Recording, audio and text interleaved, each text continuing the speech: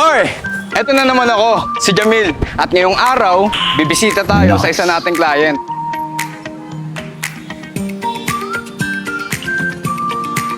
Tara!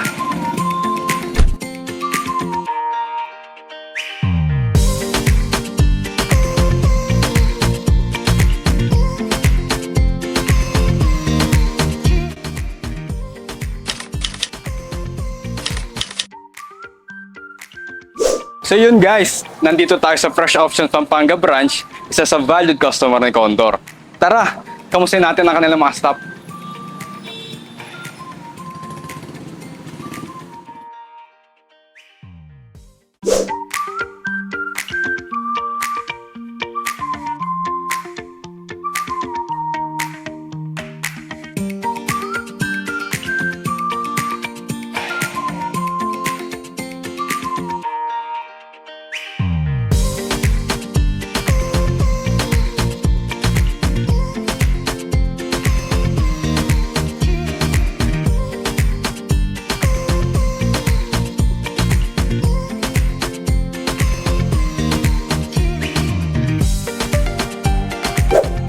So yun, kasama natin ang store manager ng Fresh Options Angeles.